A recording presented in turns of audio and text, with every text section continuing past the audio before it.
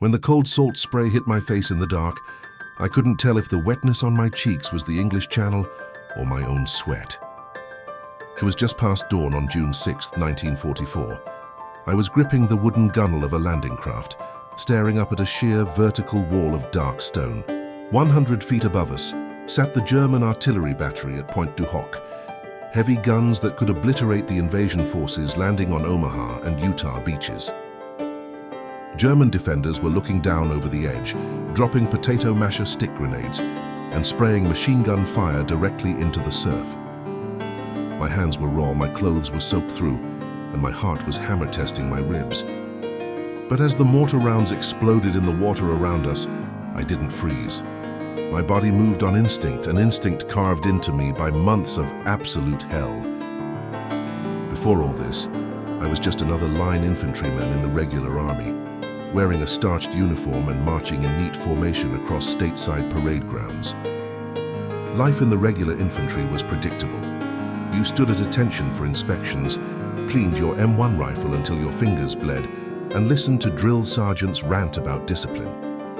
But by 1942, the world was on fire, and sitting around waiting for orders felt unbearable. I didn't want to be just another cog in a massive machine, marching where I was told and hoping a lucky artillery shell didn't find my trench. I wanted to be at the pointed end of the spear. When word came down that a specialized unit called the 1st Ranger Infantry Battalion was forming over in Northern Ireland, I jumped at the chance.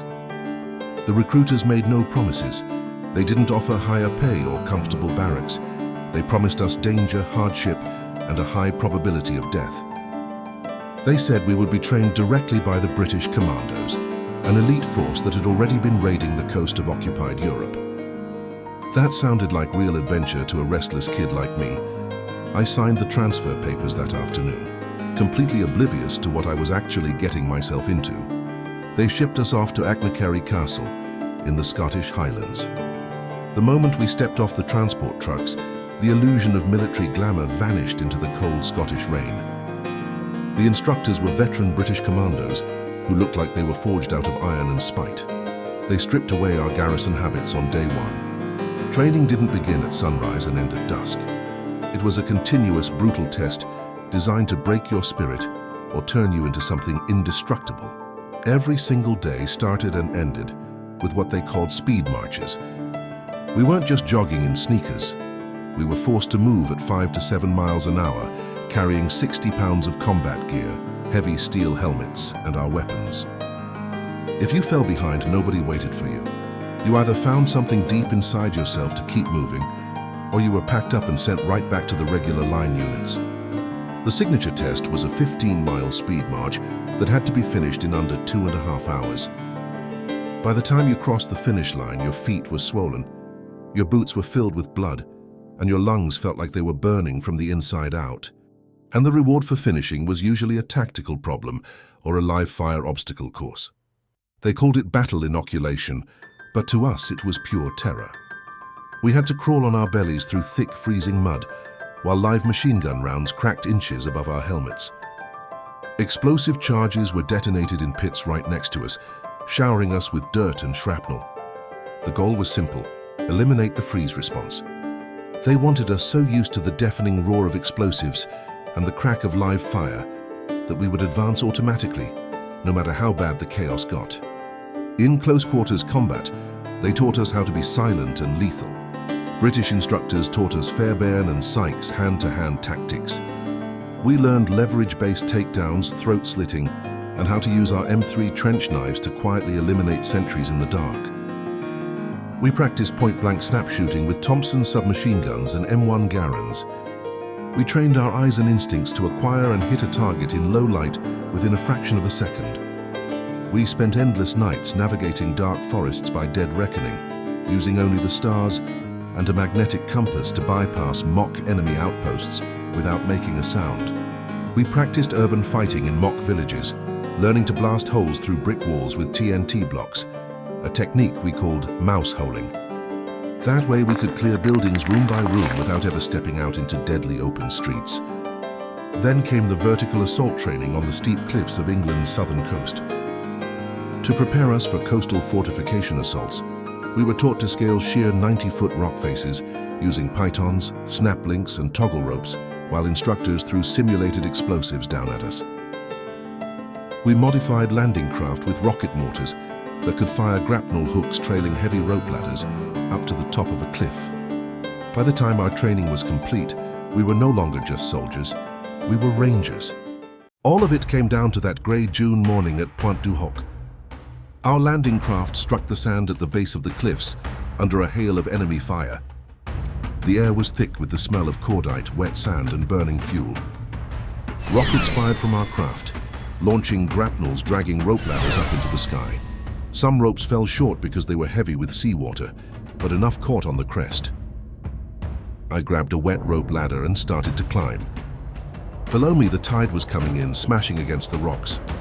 Above me, German infantry were leaning over the edge, dropping stick grenades that burst with deafening cracks, sending razor-sharp rock splinters flying into our faces.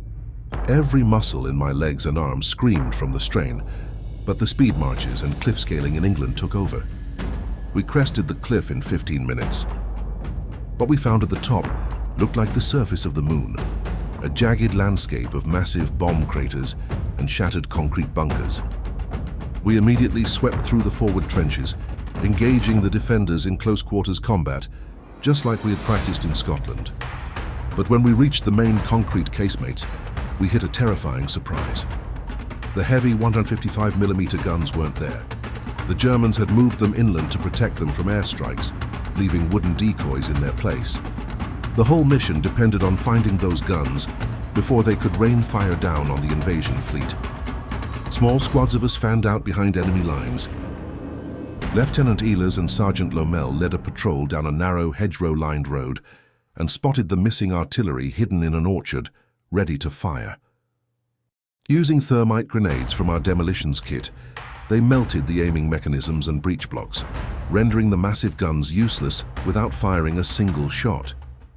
We had accomplished our objective, but the true nightmare was just beginning. For 2 days, we were completely cut off, holding a tiny pocket of land against relentless counterattacks from the German 914th Grenadier Regiment. They hit us again and again with mortars, machine guns, and infantry rushes under the cover of darkness. We fought from crater to crater, using captured enemy weapons when our own ammunition ran low. That was where the true cost of our brotherhood hit me. My buddy Miller, a guy who had shared every grueling mile of the speed marches with me, was killed by a mortar shell right beside my trench. There was no time to grieve, no time to stop. You just wiped the dirt from your eyes, reloaded your rifle, and kept shooting. When the relief forces from the 29th Infantry Division finally broke through to us on June 8th, the landscape was silent. Out of the 225 Rangers who had landed at the base of that cliff, only 90 of us were still standing and able to fight. More than half of our battalion had been killed or wounded on that tiny patch of rock. People call us heroes now, but when I look back on those days, I don't feel heroic. I feel the weight of the men who didn't come home. The British Commando training gave us the strength to scale impossible cliffs and the skills to survive against overwhelming odds, but it couldn't protect our hearts from breaking. We volunteered for the adventure, but what we found was the cold, harsh reality of sacrifice.